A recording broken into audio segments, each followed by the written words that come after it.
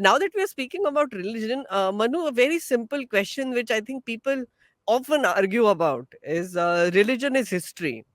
How true is that, and what is your take on that? See, religion was a big part of people's lives. My whole perspective is that this whole belief that religion decided everything for people is Hmm. untrue. There is Hmm. plenty of evidence of religion being used by political figures. There's plenty of evidence of people flouting established orthodoxies. You Hmm. go think back to even like the philosophers Ramanujacharya and so on. In their time, they were seen as radicals. They were seen as people dissenting and shifting away from the orthodoxy. Then they become the orthodoxy in a different time. In a different time.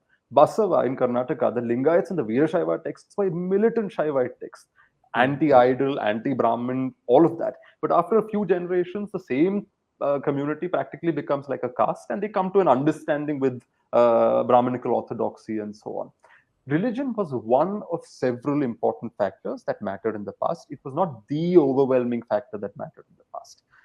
All the same, religion is also a means to communicate a lot of ideas. So in Bhakti Hmm. poetry, one standard example I gave is of Mirabai. Now, Hmm. we have one way of looking at Mirabai, Krishna Bhakta. She sang about Krishna, she wrote about Krishna, it was all Krishna Bhakti. What a wonderful woman. This is the Mirabai that most people are comfortable with. A woman, Hmm. Bhakti, musical instrument, wonderful, does not threaten anything. But then you Right. look at the verses Mirabai wrote, her own writing, her own poetry. She talks about the death of her husband and how they Hmm. wanted her to become a sati, and she said, Hmm. "No, I will not. I will not commit sati." They said, "You must live like a widow." She said, "No, I will not live like a widow." They said, "You can't meet random men." She will say, "I will meet all the intellectual sages, whoever I want to meet. I will meet. You can't Hmm. place strictures on me." They try to kill her, and she writes Hmm. about this in her own work. Finally, she walks out of that palace and becomes a wandering saint. This is a Rajput woman in a highly patriarchal society who's doing this. Her Hmm. poetry, her bhakti, her talking about Krishna is also a means to communicate dissent.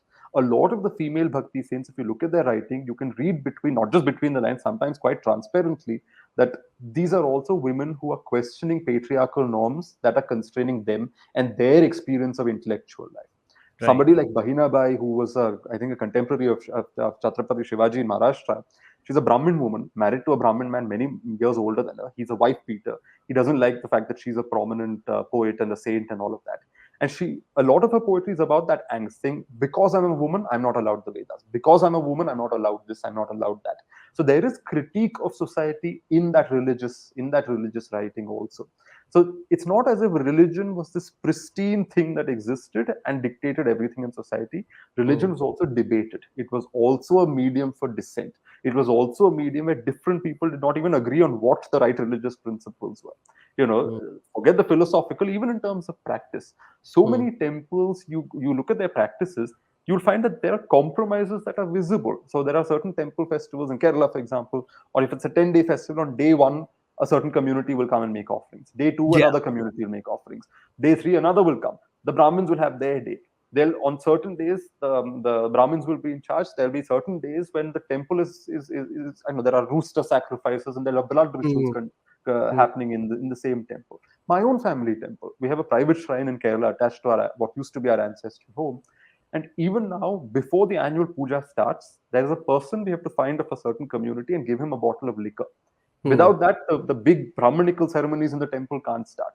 Hmm. Why? Because there was an older, I mean, tribal or marginalized, let's say, subaltern goddess or god over there. And these blood rituals and rituals featuring alcohol are the older tradition. That needs Right. to be done first before the later tradition can start. It's a Right. compromise. Till you worship the old deity, you cannot start worshipping the new deity.